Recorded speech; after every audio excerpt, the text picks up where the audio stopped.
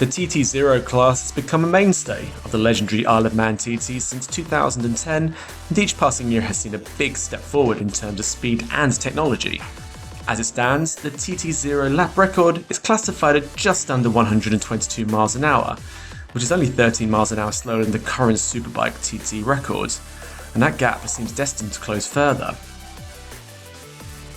It has competed in everything from motocross, to Formula 1, to Le Mans, to touring cars, but for legendary motorsport company Mugen, the all-electric Shinden TT0 project is possibly its most ambitious yet.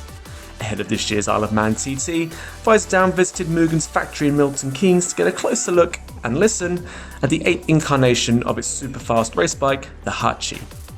With the TT0 record holder Michael Rutter and TT legend John McGuinness leading the team's 2019 TT0 challenge, Mugen Company Director and Chief Operating Officer Colin Whittemore has high hopes for this year's big bid.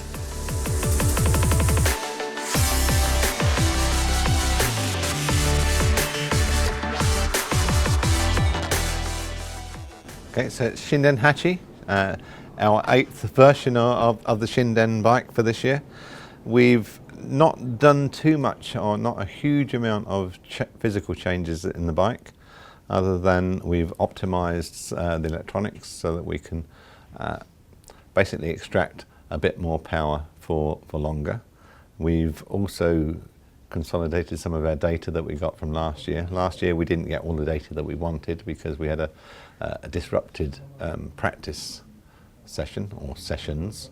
So we didn't get all the laps in that we wanted. So we went into the race relatively underprepared, particularly for Michael. Michael had only met us really the week before. He'd raced against us, but he'd never raced with us. So he jumped on the bike after having done only one practice lap at the TT, and I think put in a fantastic lap to do what he did. So I think there was more in the bike last year anyway. So not because nobody was trying, just for the mere fact that we hadn't got enough practice and we hadn't got enough data. So I think the 121.7 or whatever it was, I think that was a fantastic lap, but I think there was more potential. I think Lee probably thinks if he didn't have a chain issue that he probably could have done a very similar, if not better, time. So we didn't have to change too much to come back with this year. We've changed some aerodynamics, primarily to reduce the drag. That's probably our biggest foe when we're trying to go the sort of speeds that we're doing now, is to push this thing through the air at 170, 180 mile an hour without just dragging all the energy out the battery.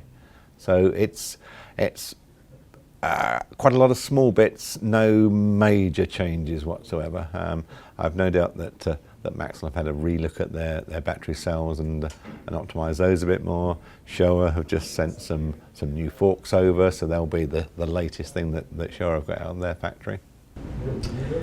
For a company like Mugen, how much of a challenge and excitement is it to go into a project such as TT0 when technology is improving with every single year? It's a hugely interesting project to us.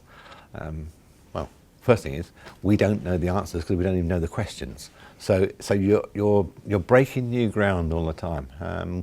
We are genuinely doing stuff that nobody's ever done before. Nobody's ever pushed a 250 kilogram bike through some of the parts of the Isle of Man that we are at those speeds. So we're hitting new problems, problems that you could argue, oh, we should have expected that, but we've already dealt with 100 potential problems before we've got to that point. So we're pushing the boundaries of the physical boundaries of the engineering of the bike itself, as well as the technology. We're working the batteries pretty hard. They're quite high level batteries that we use. They're certainly not ones that are available off the shelf for production wise. So we're learning all the time. We're becoming more converted to the idea of EVs all the time. And if you're going to have to learn a new skill, is there anything better than taking a bike of this sort of level to the Isle of Man TT and racing it? I can't think there is one. Just finally for me, what are the targets for you guys? I mean, imagine you'll have slightly different targets each, but what would you come away from the TT going, John, well done? For this year, the target initially is to have a trouble-free run through the practice sessions and the qualifying sessions. First thing always is safety. Make sure that our riders are safe. We've got good, experienced, calm riders, so they are the sort who more often than not will bring the bike home. But always we're concerned with safety, so we want to make sure our riders are safe. After that, it's I think we're looking forward to the battle between two riders who I'm not sure if they've ever raced in the same team before, but we're going into this year with one rider who's never been beaten on an electric bike, another rider who's won more TTs than any other living soul, who's been off what he would regard as his bike for the last 2 years through injury. So he's coming back with a point to prove. He'll get back in the groove of the TT, so he'll be on song. Michael will want to maintain his unbeaten record.